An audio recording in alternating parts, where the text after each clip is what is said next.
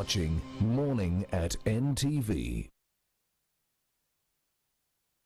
Well, it is still Morning at NTV, and this time I am coming to you from Liantonde district, of course the western side of the country, and we're speaking matters, community empowerment, community mobilization for a better effect of what government plans for the people. We know that, of course, many people have been making cries, especially from the COVID, when the young girls, most of them had to become teenage mothers, but also most businesses are getting affected. Liantonde is a district that has 9 sub-counties, but being a cattle corridor, of course, needs a better planning for when people should harvest from what they own. Of course, many people have come out to advocate for a better sensitization and a better recall of what the young people should have, those that got pregnant teenage mothers, but also all those that lost what they had during COVID. Well-wishers have come up to support these people. Government has also done its best to bring programs, the PDM, among others, the Women Livelihood Fund, that should support these people. But who is on ground to mobilize and see that these people get what they deserve? With me here is the director for Birungi, Doreen Birungi Foundation. That's the organization that is trying to mobilize the people in Liantonde and to skill them with the entrepreneurship ideas to see that they benefit, to see that they have a better tomorrow. And she's here to tell us what is exactly on ground. I've been moving with her to many places as she tries to mobilize the youth, the elderly, the women into this. Good morning and welcome with me on Morning at NTV. Good morning. How are you? Yeah, how is Liantonde? Liantonde is good. Yeah. This is okay. I have seen you mobilize people moving from village to village. The women, the youth, the teenage mothers, mobilize them to give a school. I saw you train them how to make soap and the rest of it. But why did you choose to do this? First of all, my name is Doreen Birungi. Yes. And I come from Liantonde. Yes. My home is in Liantonde. I have a foundation. Yes. It's called Doreen Birungi Foundation. Yes. I picked interest because this is where I come from. Okay. And basing on the fact that after COVID, so many children, women, many other people got affected by that situation. So I picked an interest of improving people's lives. Yes. And transforming their lives. Yes. Yes. How many people are you?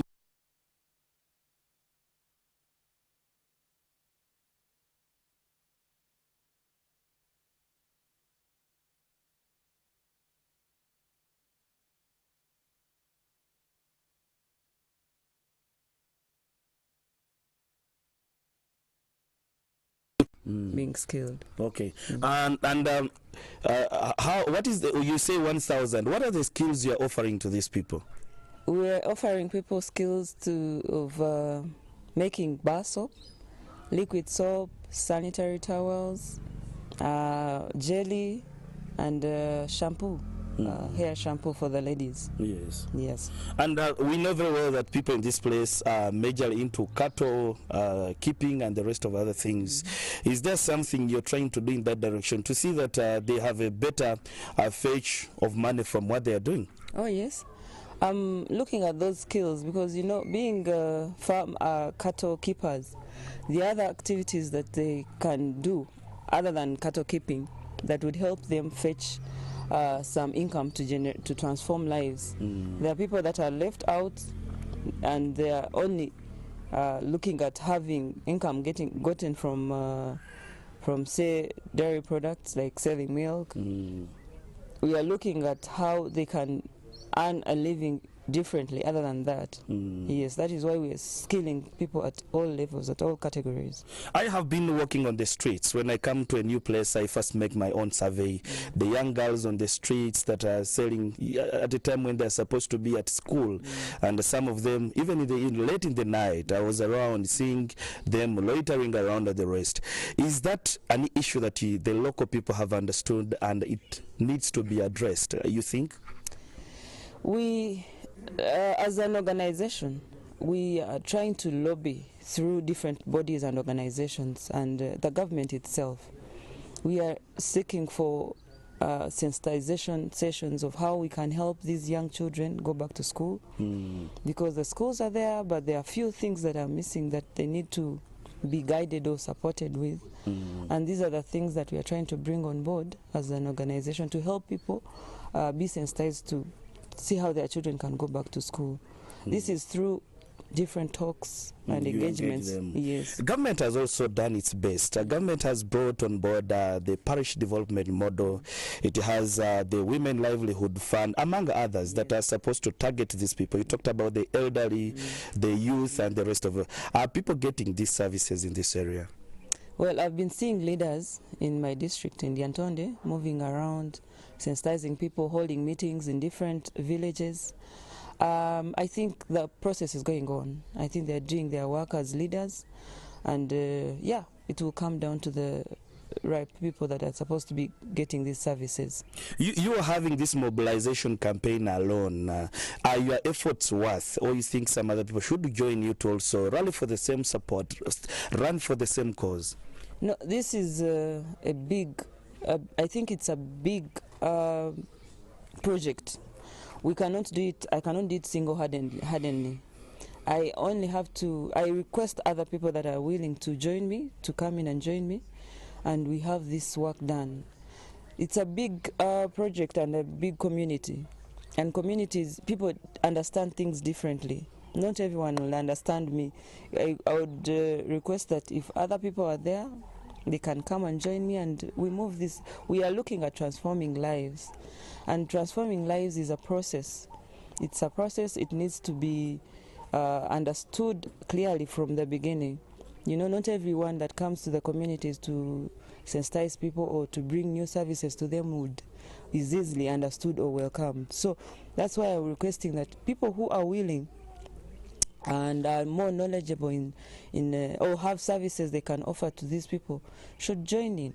And first of all, mindset change is and adaptability is one of the challenges that are hard to deal with when you are interacting with people in these communities. How are people perceiving this? Are they willing to transform, or you think there are some errant individuals you think that maybe may not adapt to this so fast, and you think there are more efforts that should join you in rallying for this? This is why I told you we need more people to rally into this. You know, the categories we are looking at are the elderly, the youth, the disabled. So you might find a category of, let me say, the elderly will not listen to me. Maybe they might think this is a lady, this is a young woman, and then they would prefer to listen to somebody who is much older. And then the youth would prefer a younger person or somebody. That's why I'm calling all people to come and join in. It is better to invite people who can take on these projects to deeper. To the local people. To the local people, yes. What does Lyantonde deserve? If you can just give maybe a what does it deserve as Lyantonde? Lyantonde deserves transformation. It deserves people coming out of a certain state of where they are right now to a better life. Yeah, they deserve a better life. Exactly. You have the health facilities, you have education and the rest. Are they in good shape, well placed, that you think or you think something else should be done onto them? The facilities are there, those scanty, and not really in good shape, if I may say. From the communities I've visited already, you hear so many complaints regarding lack of medication, lack of even the road network. To get here, we had to go through the bush. Oh yeah, the road network is also, we are trying to see how we can have it improved through sourcing, of course, from the government and other sources. But facilities to do with schools and medical facilities are not. I am giving you 30 seconds to speak to the people of Lyantonde, and we'll get the conversation out of Lyantonde. Okay. Lyantonde, you can speak to them in your language. Okay. Abantu ba Lyantonde nashikabura niyenda kubashaba ngo tukwatanise omukurakuranisa nasho muntunguka ejo organization yanje indu kwiziramu nashe indu koreramu ebintu ebimbaretera nka projects ezindetsire ezindi kwegesa abantu kukora sabuni nebindi nimbashaba ngo mukwatanise mwikirizane mwije murengo mwabyega nashimwa encouraging abana n'abakuru n'abakazi kwija kubyega babase ku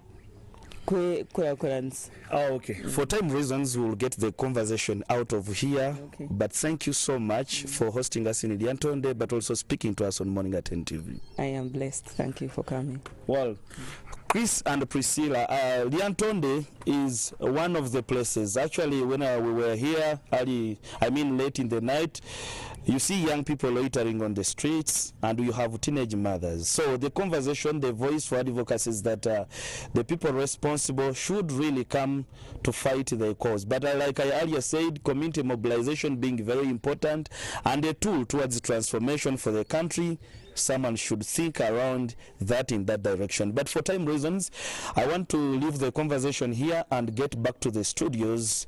A very good morning to you and our audience.